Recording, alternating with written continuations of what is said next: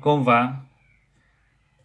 Este és el tercer vídeo de la sèrie sobre les errades principals que solem cometre a les proves orals de la Junta Qualificadora o de l'Escola Oficial d'Idiomes, el nivell C1, B2. Si vos presenteu al nivell C2, també el podeu mirar, però heu de tindre en compte que aquestes errades ja serien greus.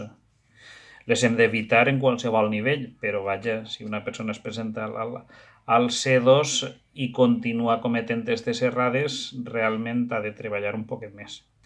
Bé, comencem ja amb les errades, recordant en qualsevol cas que això, sempre dic, iniciativa personal, mitjans propis, no representa la Junta ni l'Escola Oficial d'Idiomes.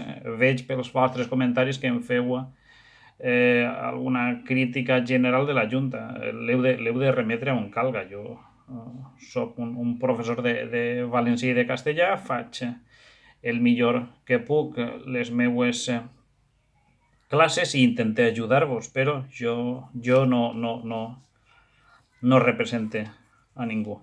La primera de les errades, el lo neutre, esta expressió tan viva al carrer que de moment és incorrecta, que és lo que passa, lo que volia dir.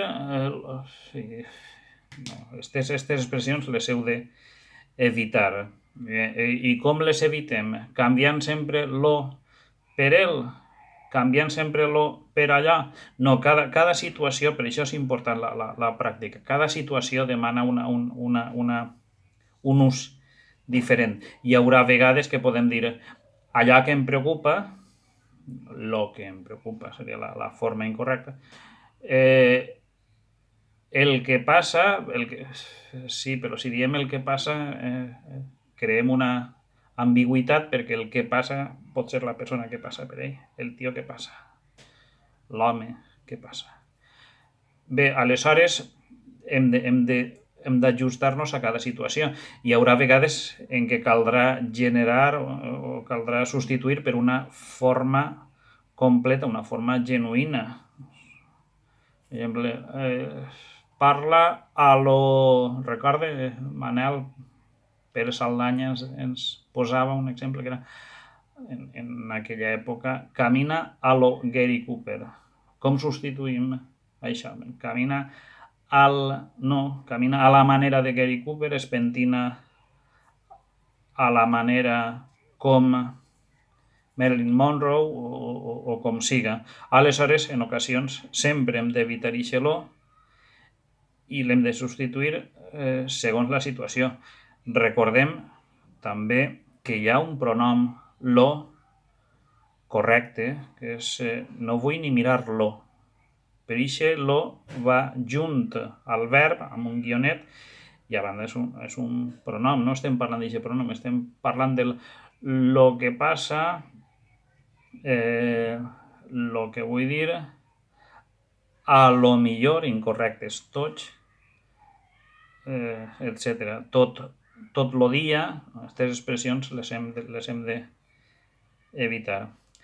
Segona de les errades, els gerundis en gent o en kent. No existeixen aquests gerundis en gent o en kent. Les formes visquent, escriguent, correguent, m'havia notat així, diguent, dient, vivint, escrivint, etc. Tots els gerundis en gent o en kent són incorrectes.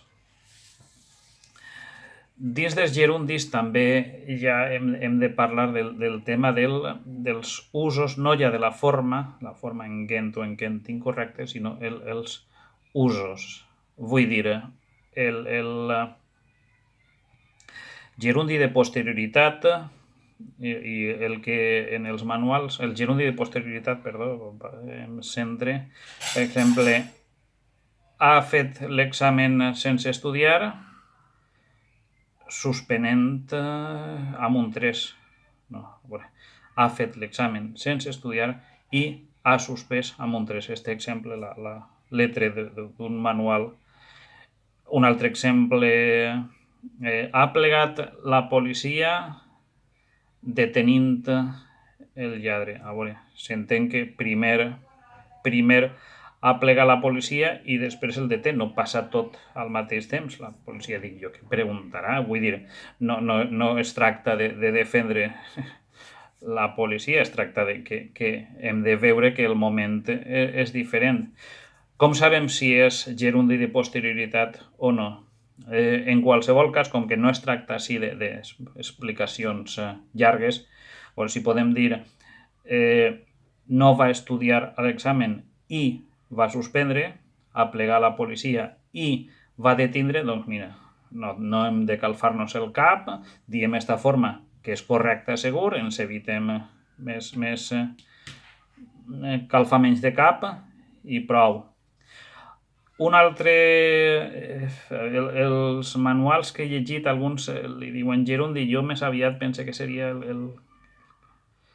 el que anomenàvem participi de present, el participi de present que no existeix en valencià, és el tipus, amb un exemple de manual,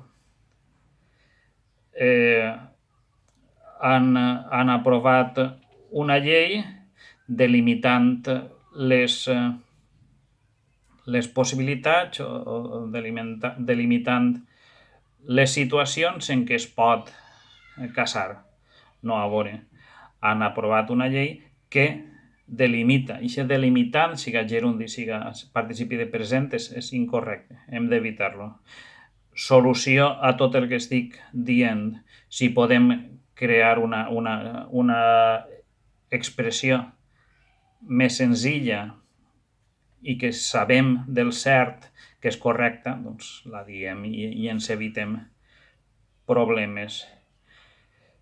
Tercera de les errades. Esta no seria exactament, o no seria del tot una errada de normativa, seria un altre tipus d'errada, no sé si d'adequació. És el tema de les ultracorreccions a l'hora de fer la part oral, com per exemple si jo dic, a veure, tot el que sàpia, que és correcte, tot el que sàpia, que sàpiga, no, mira, a veure, la forma valenciana és sàpia, s'admet la forma sàpiga, però totes dues són correctes segons l'Acadèmia Valenciana de la Llengua. Aleshores, si jo em corregisc una forma que és correcta, estic cometent una errada. Per exemple, un altre exemple, no havia acabat la faena, no havia acabat la feina, tornem al mateix, la forma genuïna valenciana és faena. L'Acadèmia Valenciana de la Llengua també admet feina com a forma secundària, però vaja, si jo corregisc una forma que és correcta, estic dient als examinadors que desconec que la forma és correcta, perquè jo l'estic corregint, com si fora incorrecta. No. Aleshores, això demostra, perdoneu, que no conec la correcció en concret d'esta paraula. Aleshores, això probablement, no ho sé, però probablement ho anoten com a ultracorrecció. Formes sàpia, càpia, etc. són valencianes.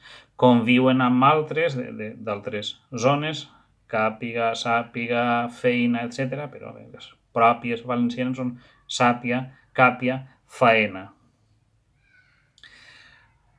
Quarta de les errades és el tema que dur de cap, és el tema de n'hi ha, hi han, etc. Hi han és una forma que de moment no està acceptada. És de veres que Abelard, Saragossa i una sèrie d'autors la defenen, però de moment no està acceptada la forma hi han. L'altra forma és n'hi ha o hi ha. Què hem de dir? Doncs, a veure, si jo he de dir allò que hi ha, no dic la N, vull dir, hi ha casos, pregunta, hi ha casos, la contestació seria n'hi ha. Quan apareix la N? Quan no apareix allò que hi ha, eixa N és un pronom que substitueix allò que hi ha. N'hi haurà problemes? Efectivament, hi haurà problemes o bé n'hi haurà, però o bé posa problemes o posa la N. Bé, no vull estendre'm més. Cinquena de les errades és el tema dels pronoms en les formes plenes. Me, te, se, etc. davant del verb. A veure, davant del verb és em, dic, et, dius, és. Només hi ha una excepció, que és si el verb davant del qual van comença pel so S, celebrar, saber, ixe pronom és canvia a la forma C per evitar juntar dos sons S. Se celebra, preferiblement, abans de es celebra, perquè ixe so allargat es considera malsonant o pel motiu que siga, però preferiblement se celebra. La resta, em, et, etc.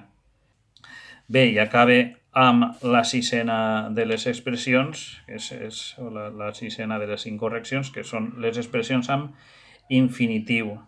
Això és més conflictiu, perquè quan pot dur un infinitiu article davant? A veure, així hem de distingir si ixe infinitiu es refereix a una acció o es refereix a un objecte del món. De què estic parlant? A veure, el menjar són uns aliments que jo puc veure, que puc veure un tros de pa, no sé, una truita, el que siga, això és el menjar.